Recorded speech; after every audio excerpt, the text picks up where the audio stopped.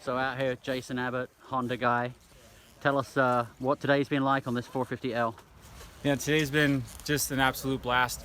Just soaking up and enjoying every bit of the Pacific Northwest. Yeah, it's, between the bike and the trails and the scenery, this is everything I could have hoped for. So yeah, it's really good.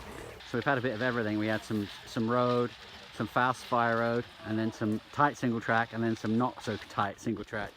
And the bike seemed to do really good. Yeah, so far everything's really good. We got it dialed in, and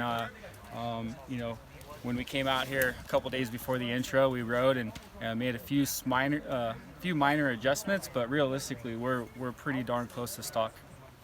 So this bike feels really smooth on the fast fire road. Talk a little bit about what you've got going on with it, the chain ring and the swing arm. Yeah, so out and back, the big deal with this bike being that it was going to be on the road, we wanted it to be quiet. And so on the rear sprocket and front sprocket as well, there's a rubber damper, and along with the O-ring chain, and then the swing arm's actually a urethane material inside the swing arm. So basically, when you're on road, you don't have any of the chain slap, you don't have any of that rear swing arm noise. It's very quiet. Along with the engine and the engine covers. I mean, these little plastic engine covers, reduce vibration, reduce noise. All that put together really is noticeable on road and off road. Can you talk a little bit about the suspension and how it stacks up against the X model and the motocross models? Yeah, so I mean, all the CRF models have all the same suspension components. You have the 49 millimeter, A-kit style fork, Showa shock. They all have the same housing, and the internals have been adjusted for the off-road riding that we're going to do. The X is the X and the L are essentially the same platform, where the R and RX kind of share their platform as well. And then talk a little bit about the gauge and your favorite feature, the gas left, is it, or how's that work? Yeah, so the new digital meter is really cool. It's very easy to read. It's super simple. It has obviously the miles that the bike has been on, and then you can set trip A and trip B.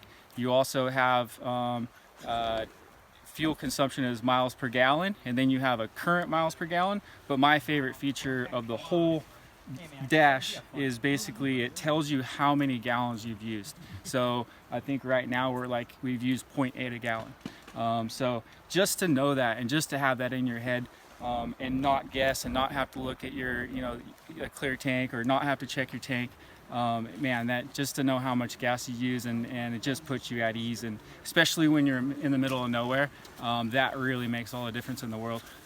So there was some confusion about the horsepower numbers on this bike from Europe when it was first launched, and we know that that's a mistake, because having ridden this bike today, this bike's got tons of power.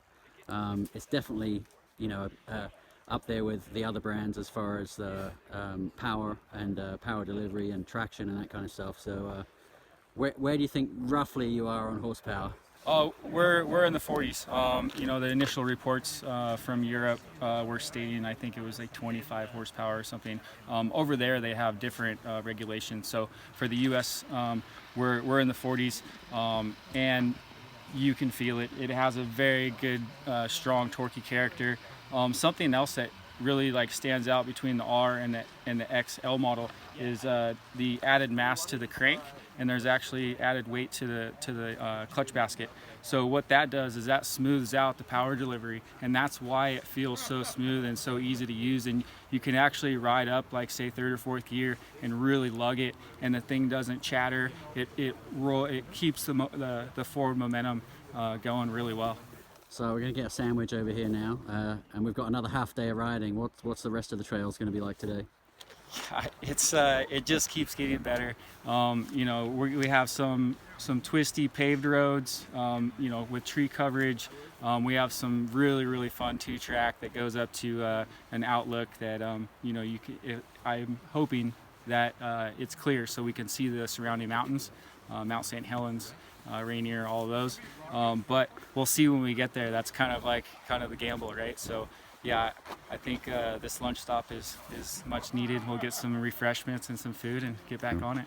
Well, thanks a lot from Upshift for having us out here. We're really stoked to ride this bike. Having a blast so far. Right on. Thanks for coming.